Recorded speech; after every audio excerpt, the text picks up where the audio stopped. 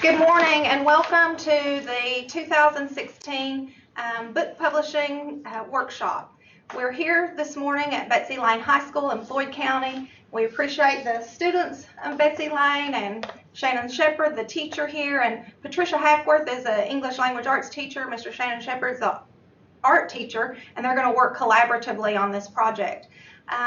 Project Prevent has provided the funding for this project. Several of you use the Ripple Effects software in your schools.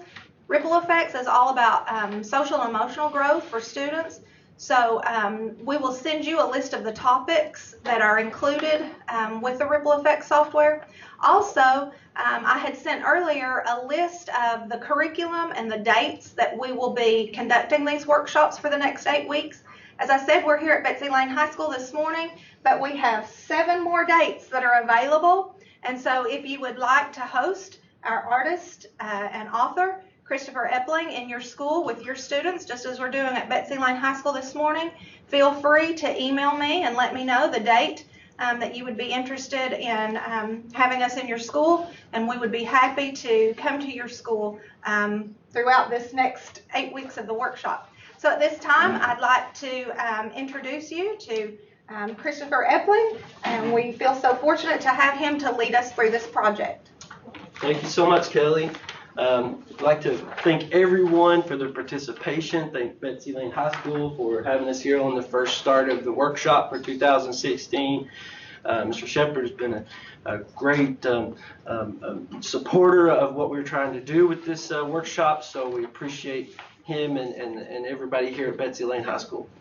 My name is Christopher Epling. A lot of you may have already know about me a little bit, but I'd like to talk just a brief second on who I am and why I am actually here participating and conducting this workshop.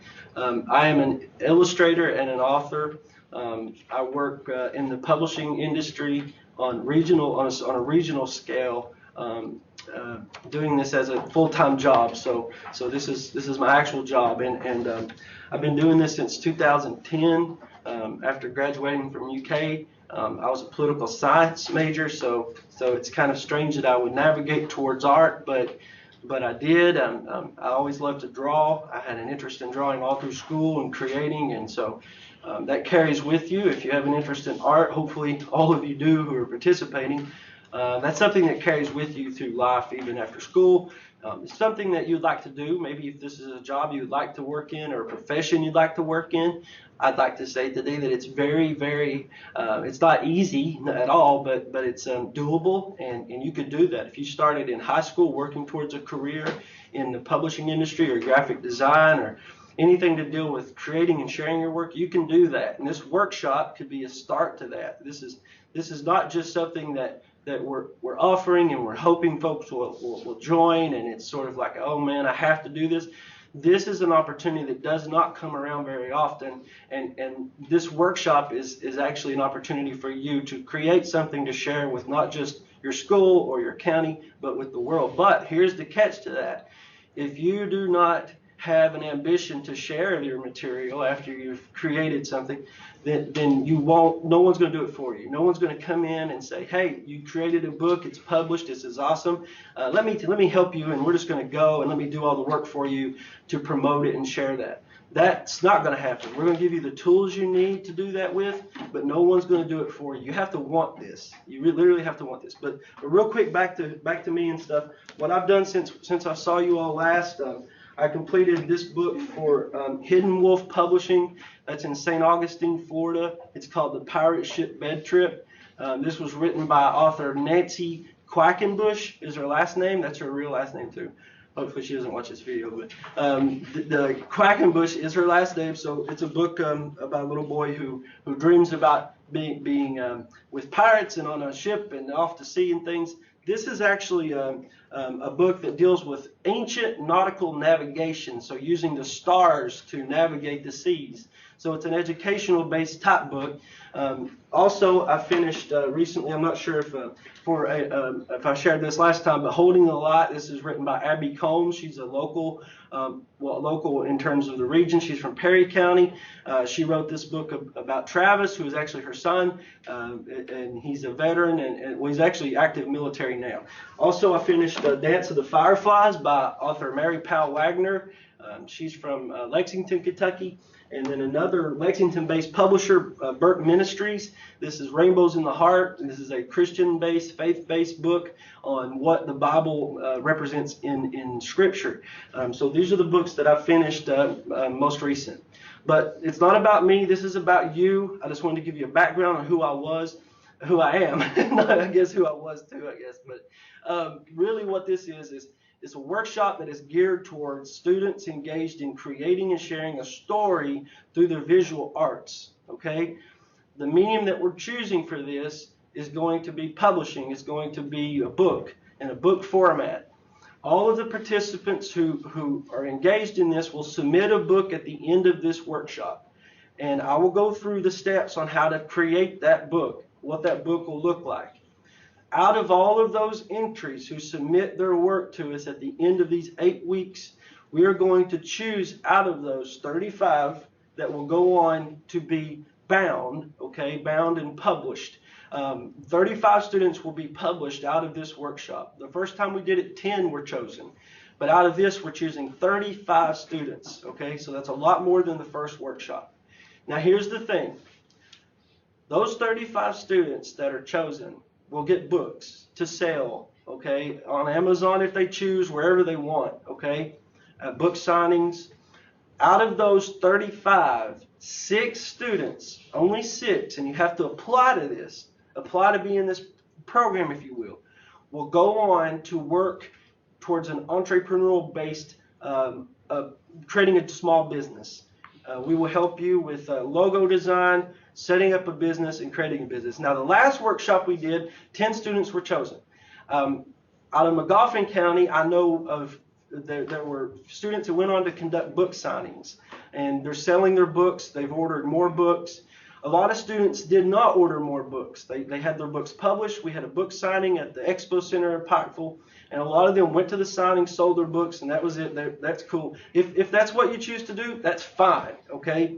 But the 6 that go on to be accepted and apply to be in the program at the end, those will be working extensively with myself and with the program to create a small business. That means maybe even going to the Kentucky Book Fair in Frankfort, but there's certain criteria that has to be met before you're accepted into things like the Kentucky Book Fair. Okay, and we'll go over all of that towards the end. But today is our first session, right? Today is the groundbreaking session on what we're trying to do. And what we're doing with this workshop, you see every single workshop has a theme to it, right? And a lot of times the theme is depicted by who gives you the money, okay? Really. So we have the money to conduct the workshop, and the money came from Project Prevent. Now, what Project Prevent really tries to do in schools is exactly what it sounds like.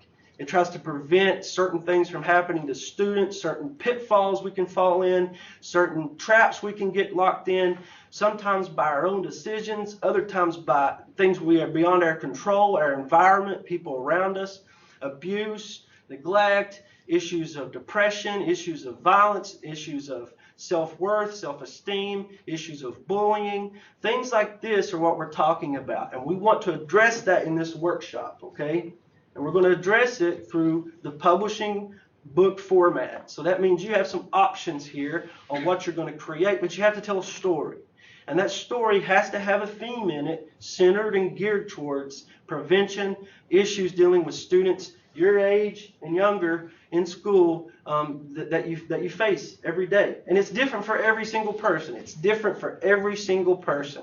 One person might be battling with self-image. Maybe they look at themselves every single day. There's body dysmorphia where no matter how you see yourself differently. When you look in the mirror, you see yourself as ugly. You see yourself as fat. You see yourself as this or this. But when other people see you, they don't see that. But no matter how thin you get or how much you work out, you still see yourself as being out of shape. Okay, that's just one of many issues. And so we're gonna approach this in the sense that you have to choose something that you're interested in, something maybe that you're passionate about, something that matters to you. See, your topic has to matter to you.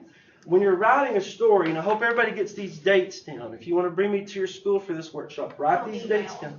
Email Kelly Thompson.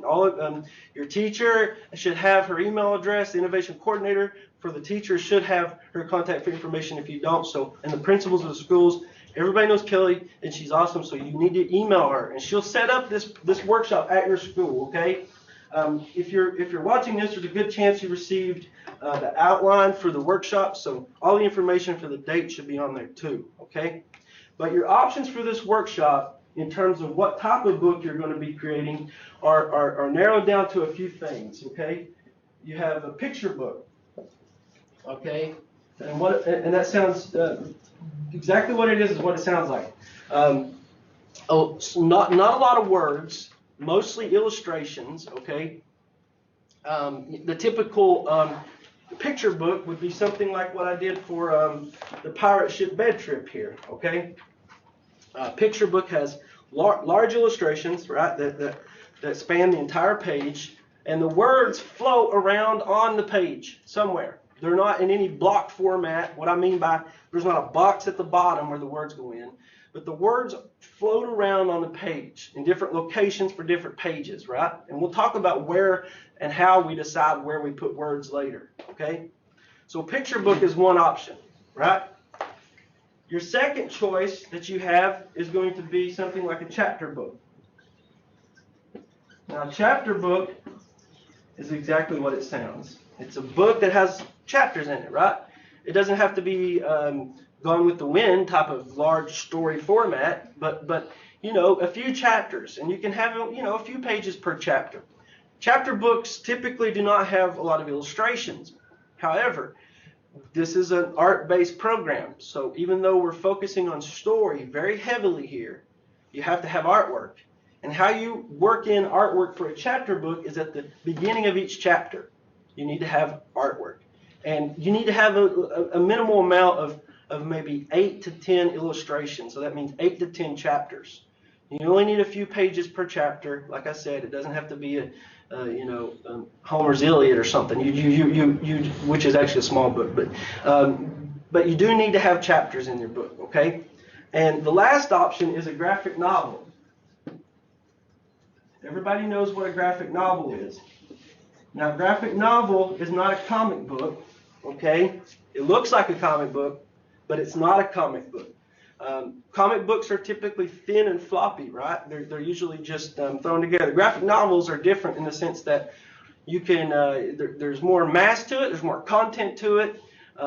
You position your panels, and we'll go over all this in layout later, but panels are the boxes that the artwork appears in a comic book, the boxes.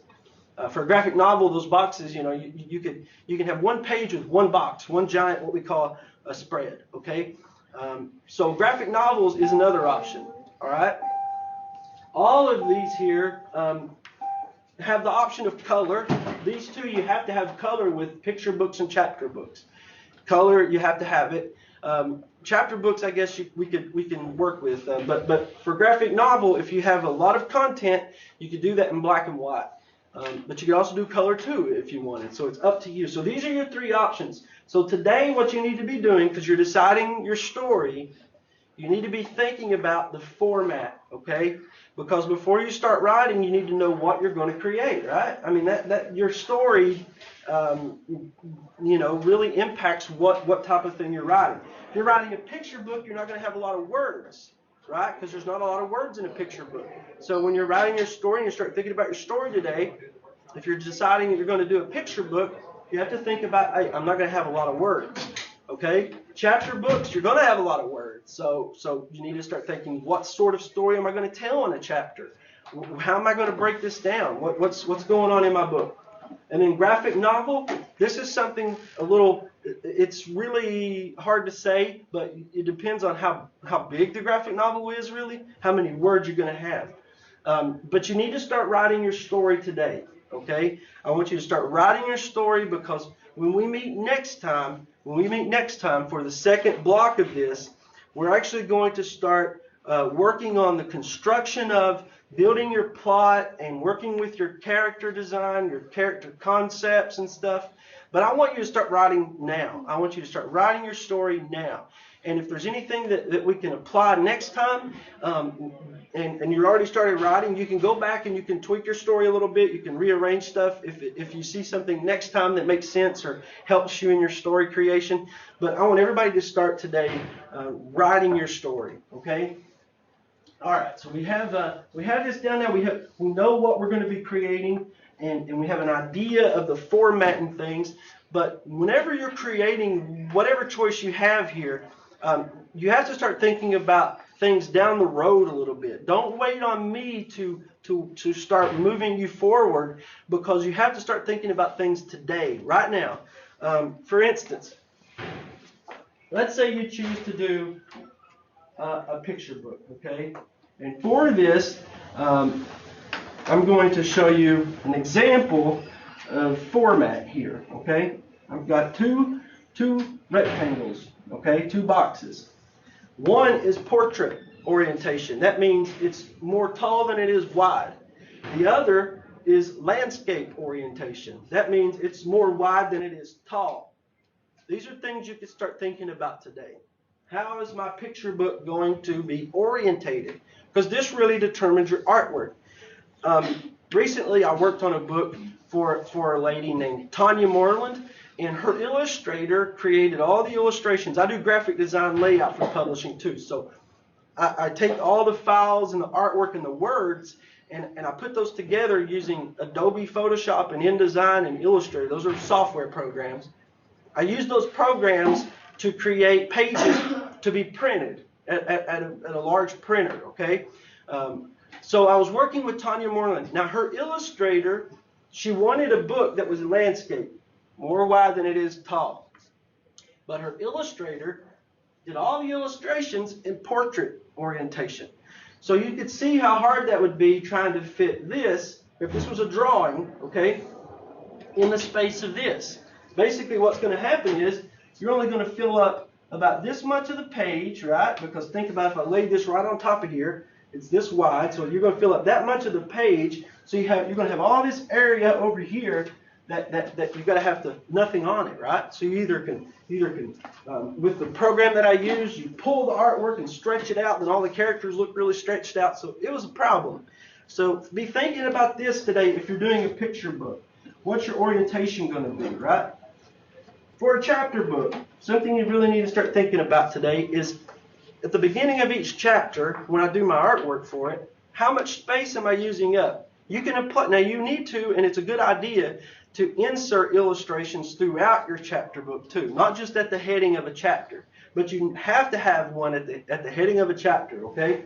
So for a chapter book, all right, chapter books are typically in portrait orientation, so something about like this, right? And what this is, what I'm drawing, is if you took a book, you laid it down on a table, and you opened it up to any page, right? You're going to have a page on the left side and a page on the right side, okay?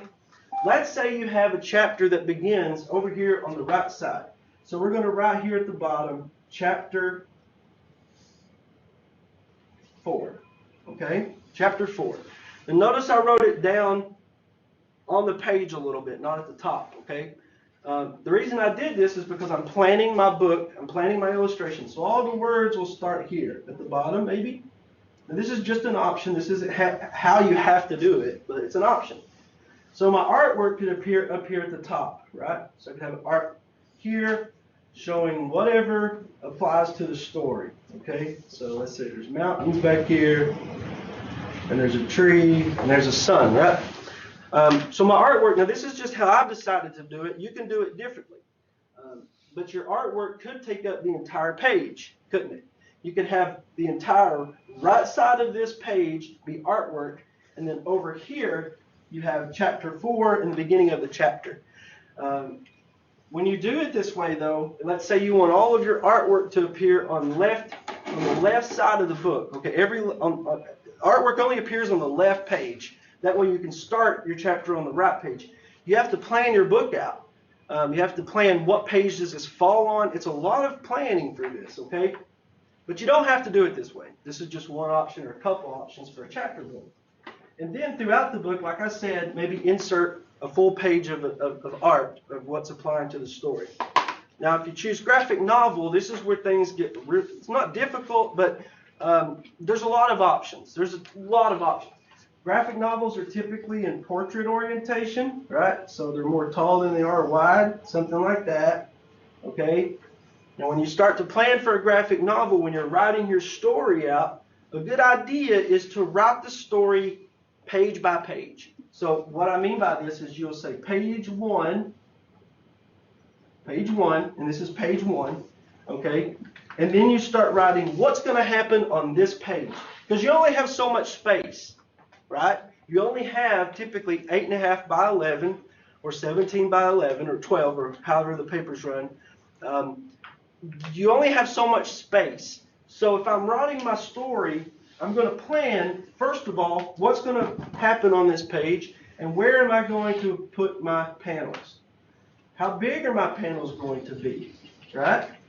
So let's say I'm going to design my page like this first, okay? And I'm going to do the layout for the page. I'm going to know how many panels I have to work with, all right? And then what I'm going to do, after I know how many panels I have to work with, I'm going to write my story. Because if you write too much going on one page, you're not going to have enough space to fit all that in.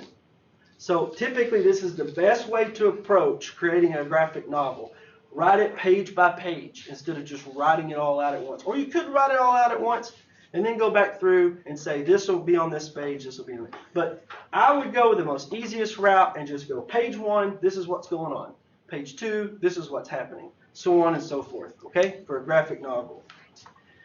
Now we're going to be talking a lot about story in this workshop. And for your story, I'm going to go ahead and give you a couple of nuggets to work on here, if you will, for story.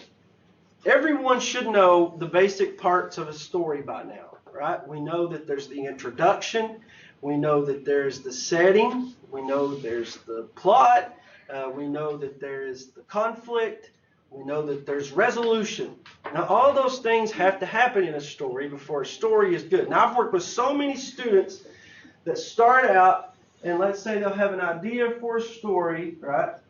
They'll have an idea for a story, and they start writing this story, and this story is really good, and it takes off, and it's working really well. And they'll get to a point, though, at the end of the workshop where the story actually starts to dive off just a little bit. And the reason for that is they'll have a character in mind, right? They'll have a character in mind, and they'll start writing about this character, okay? Then at the end of the workshop, they're short on time. They only have like 70% of their story done. So then they come out and they just end it. It's almost like a lot of elementary students will do this. One book last year, they had this really cool story going, and then at the end of it, an earthquake came and everybody just died. So that's a good way to end the story. Solve everything, we'll kill everybody, right? So you can see how that poses a problem, right? Because the resolution, there is resolution. There's definite resolution. But it doesn't really work well when you're reading it. You don't want to be invested in a 200-page novel, and then the author out of the blue just says, oh, and then aliens invaded, and everything went away. So thanks for reading my book. You know, you don't want to have that happen. That stinks. So plan this out ahead of time. Know what's going on. Create interesting characters. Create characters that you would like to read about. That's a great way to approach this. Create something that you would like to read. All right. There's different genres, and what we mean by genres are types of stories. There's horror. There's science fiction. There's romance or whatever, But we're really going towards, like I said, the theme of this is addressing problems that students face. And you can be very, very, very creative on how you tell a story centered around these problems. So when we talked about conflict just a second ago, this is where you will be chosen or you will not be chosen for publishing in this workshop is going to be really seriously impacted by what you choose for your conflict, okay? Because in this workshop, our theme is centered around, like I said, problems facing students today, okay? There's a lot of them, right? You could choose, you could just basically take a dartboard and put 1,000 different issues on the board and throw a dart and hit one, and you could go with that, okay? You have to think about your conflict. And I'm going to give you just a couple scenarios, but I don't want to see every single story that I get at the end of this workshop using my idea here. This is just an idea, okay? Because sometimes when I throw out suggestions, I see every student going with that suggestion. It's like, okay, that's cool. He thought of it for me. Awesome. No, don't do that. But here's just a suggestion, okay? A student is having a lot of problems with their self-image, okay? They feel inadequate. They don't feel like they are up to par. They don't feel accepted. They don't feel good about themselves, period, okay? A problem happens. Let's go science fiction route. Let's say aliens land in the center of their town square, all right? And they start zapping people with this electric ray. And the people they zap walk around like zombies. They're not themselves. Now this person who has a low self-image decides they know the solution to this. They know how to get rid of the aliens. So they go and they take care of the problem, and then they feel great about themselves at the end. That's how you're going to have to address these problems, okay? Bullying, for instance.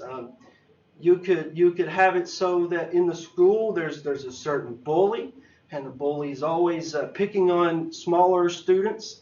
One student steps up maybe and reaches out to the bully, and we find out at the end that the bully has a really broken home. They only eat lunch during school. They don't have food afterwards. That's the only meal they eat during the day. Their parents are either alcoholics or substance abuse issues. And then he comes to school or she comes to school and she takes that out on other students, right? So there's ways to approach this that you could be creative and write a story that interests you in your genre that you like. But start thinking about those things, okay?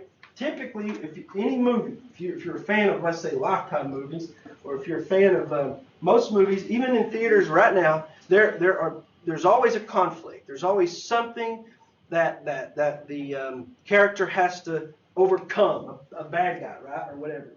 A lot of times, it's really easy to see what those problems are, or who the bad person is, and you can pick up just about any book.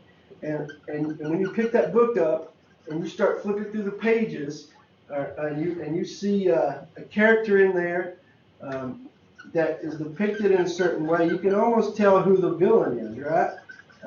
For instance, this little guy I'm drawing up here, if you were to flip through a book, all right, and you flip to a page with this guy on it here, you're probably going to say to yourself, especially if they look mad anyway, okay, oh, well, I see who's not the happiest character, at least. This person possibly could be a villain, right? You have to, when you're drawing and creating your characters, you got to think about what they look like. All right, you can show story through illustrations, and this is how artwork impacts what we're doing. Creating a character who's a hero is going to look a lot different than the character who's the villain, obviously, right? So while you're writing your story and you start creating characters built around your conflict, okay, think about what they look like, because you're going to have to draw them. And let me tell you something. This isn't about how well you can draw. This has nothing to do with your capabilities and abilities as an artist. This is more about telling a story using art and words together, okay? And that's the biggest thing. Look, think of Diary of a Wimpy Kid. That doesn't look like, Da Vinci's artwork. We're talking about a basic stick figure drawing with a little more detail, right? Your artwork has to support your story, not the other way around, okay? That's a big point to make here. Your artwork supports your story, not the other way around, okay? So it's important for you to be thinking these things through now, not next week, not whenever we get towards the end of this program. That's not when you start thinking about these things, okay? How are we doing on time? 15 more minutes? Great, okay. There's a book that... Okay. There is a book that I read, and I love this book, and I don't know if you all can get this book. Those of you who are interested in becoming an illustrator or working in this type of stuff as a job one day, I suggest that you pick up this book. It's called Writing with Pictures, okay? It's by Yuri Shulvitz. And if you aren't really that motivated right now, and I hope some of you are, really, because this is a great profession to work in. You can do it from anywhere, okay? I live in Eastern Kentucky. I live at the mouth of a holler near Elkhorn City, okay? And I work doing this stuff professionally. And I do that I need paper, pencil, of course, I need my colored pencils and things to draw with, of course. A scanner to scan the artwork, and then some sort of software to clean it up a little bit to make it, if there's eraser marks or something, and I'll clean it up and then I send it out, okay?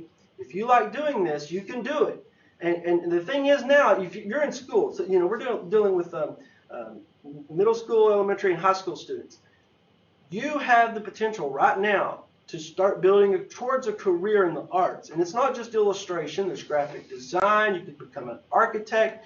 You could work doing marketing with logos and different things like that. For instance, there's jobs everywhere with this. East Kentucky Broadcasting have graphic designers who work all the time on their websites and their print material. Poplar Medical, I'm talking just locally that I know. Poplar Medical Hospital has people that deal with art and their logos, and the News Express has a lot of graphic design there. We're dealing with layout of a newspaper. There's tons of different things to do as an artist in the market today. But you have to start building that. And how you build that is you do programs like this. You get involved, because when you do apply to go off to college and university one day, what's going to happen is, let's say you want to be accepted into an art program somewhere, you may have to show something to that program, either after college into graduate school or something, that shows your work, okay? And this program is a great start to that. You can start now today doing this. But if you're interested in this book, the writer's name, it's spelled kind of funny. It's U-R-I, okay? And the last name is S-H-U-L-E-V-I-T-Z, okay? Yuri Shulvitz. Yuri Shulvitz wrote Writing with Pictures, and when I read it, I didn't know about this book, and I was at the Kentucky Book Fair in 2014. And Mark Wayne Adams, he's worked for Disney. He's done a lot of work. He has a publishing company in Florida. He talked to me there about this book, and he said, you have to read this book if you're interested in doing this as a career. And I went and I purchased this book, and it's amazing. It talks about the layout of a book. It talks about thinking about conceptual things, like where am I going to place things on a page, and where am I going to put the words on a page. Absolutely. Kelly? I just want to share what Christopher mentioned just a moment ago about the possibility of, I guess I should get in the camera, the possibility of making an occupation from your book. The Lieutenant Governor has it's called the Lieutenant Governor's Entrepreneurial Challenge.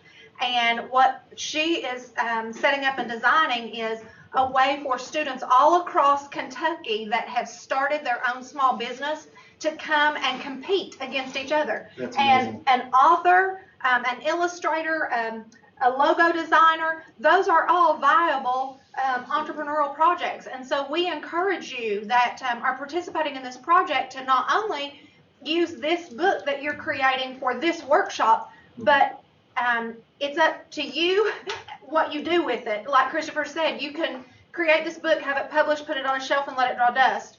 Or you can be very motivated and apply for this Lieutenant Governor's Entrepreneurial Challenge. Or those of you that are in 9th grade or getting ready to be in 9th grade or high school, there's something called the Governor's School for Entrepreneurs. And if students already have a small business, which you're authoring or illustrating or publishing, your book would qualify, then you can apply to that, and that's college scholarship money. So this book and what you do with this book might allow you to go to college for free. So I want you to keep that in mind. Secondly, when he was talking about finding this book and the good information that was in it, we have a location called the Art Workshop on theholler.org. I would like for all of you that are watching and all of you students that are in this room to go on to theholler.org and ask to join, and then go down to the Art Workshop Holler. Because what I would like for you to do is, as you find good books or good resources or good materials, post them there and share. We have, I just counted up, we have over 21 classrooms that are participating in this project. They may not all be participating live at this particular time, but there are 21 classrooms participating. So if there are 20 students in each of those 21 classrooms and you all share your ideas, if you find a unique way to put words on a page or a unique author that you like their style, let's talk about that to each other. Get on theholler.org. It's just like a Facebook forum where you can just post whatever you want to say. But I encourage you to research other authors while you're collecting your ideas and your thoughts this week before we start the next workshop. Research some other authors, some other illustrators, see what they do and what you like about what they do and how you could maybe make that unique for yourself and incorporate it into your writing. So please visit theholler.org on the Art Workshop, and let's start that collaboration with each other so that we can learn and grow from each other. And additionally, one other thing that sometimes folks ask us, just regular copy paper, duplicating paper. You can use that for your sketches and your words, and once you're ready to put that on paper. And we do have a binding machine that we can bind this regular duplicating paper and copy paper. Christopher will talk with you later about what type of pencils or whatever to use so that when we do bind it, that it doesn't smudge. But I wanted to talk to you about the Lieutenant Governor's Entrepreneurial Challenge, Governor's School for Entrepreneurs. And I know some of you elementary and middle school students might be saying, well, that's all high school stuff. Well, you know what? In order to be able to apply when you're in high school, you have to have a sound business. So it might take us from the time we're in elementary school through middle and high school to really make that business grow into something that you would use and be competitive with in those challenges. So that's all I wanted to add there. Thank you. I'm glad Kelly spoke just now, because that reminded me that the holler.org, okay, if you haven't been there, it's really simple. You go to the website, you have to register, you have to put in your name and a password, just so you have a name for when you post stuff, right? And then when you go into there, you want to look for the art workshop. Okay, it's a bubble. And you click on hollers, because see, it's like every single an organization or something will go in there and they create what's called a holler. Okay, and that's just their own forum, right? So you have to search from our forum, which is the art workshop. You click on that, you go in there. There's a lot of videos in there from previous workshops, so you can actually go in there right now and watch some of the future some workshops from the last videos from the last workshop that's going to deal with something similar but not exactly like what we're going to be doing with this workshop, because there's something in there about layout, there's something in it about materials, stuff like that. So you go in there, share your work in there. Now that's really exciting news about the Lieutenant Governor's opportunity for young folks, students who are creating businesses. Basically, let's say you're interested in that. You go through this workshop. Let's say you get selected as one of the 35 to be published. Let's say then you apply then to become a small business, and then we work with you to create your small business, and then you have your small business, and then you apply to be in the Lieutenant Governor's, what's it called, Kelly? The Lieutenant Governor's Entrepreneurial Challenge. Entrepreneurial Challenge, thank you. And then you get accepted, and let's say you place in there, or if not win, and then let's say then you get scholarship money, even if you place I'd say even, I imagine they give something to not only the top runner, but I'm sure they give something to, first, second. But hey, let's shoot for first. Let's say you get first place because you've created this small business in the publishing industry as a student, and then you go to college for free. That's all that can happen. Nothing much, right? That's big stuff, right? That's huge. That could happen. That's not just hey, we're just telling you this like a carrot on a string. That could happen. But here's the but, right? I love the word but because, after the word but comes stipulations or something there, right? Else that determines it. It's about your willingness to do this in a professional way. Take this serious. Be serious about this, right? Because you could go to college for free, basically, right? Maybe. I don't know. You make it happen. Because they're going to look at a lot of things. And yeah, you could be up against, let's say, someone that creates soybean fruit juice, right?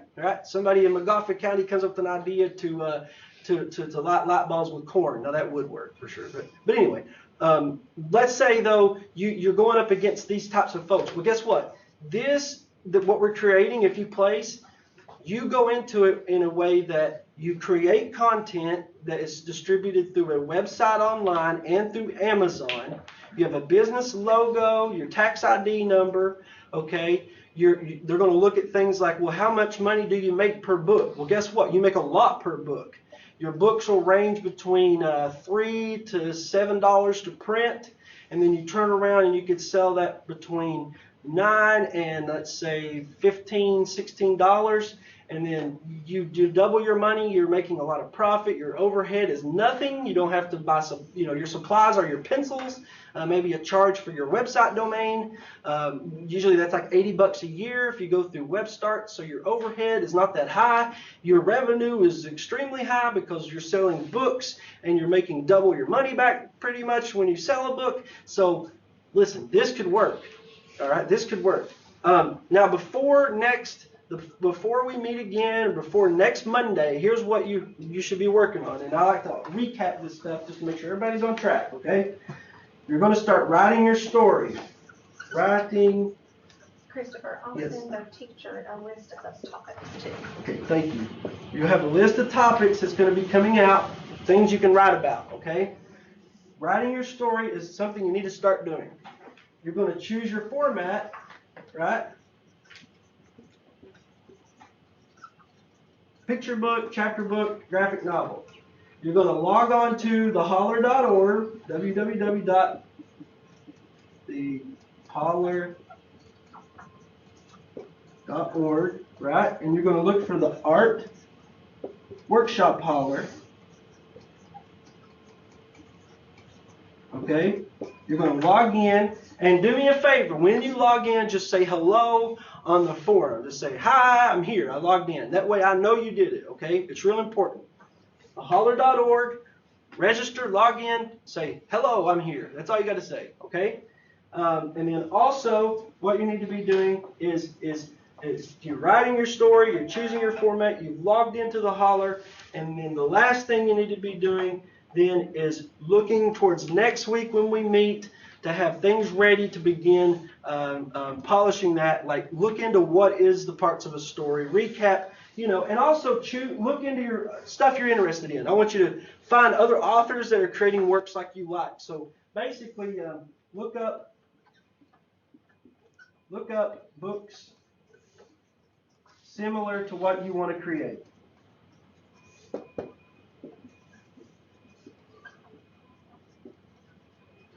And I want you to look at how you want to create. Here we go.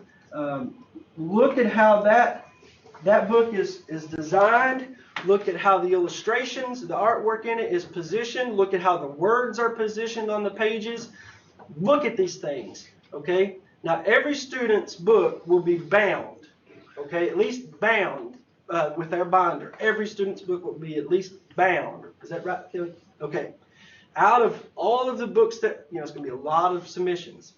Out of all those submissions, 35 will go on to be published. That means actually printed at a printer, paperback copy of your book. Okay, 35.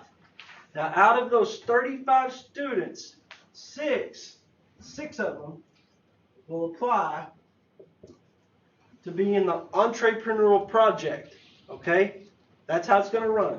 So if you want to be one of these, and you really want to be one of these, so that you can maybe go on to do stuff like the governor's entrepreneurial challenge, then this is what you need to do before next Monday. Okay. So Kelly, thank you all so much. Kelly's going to say a few more things and close us out. And I'm just happy to be participating. Thank you.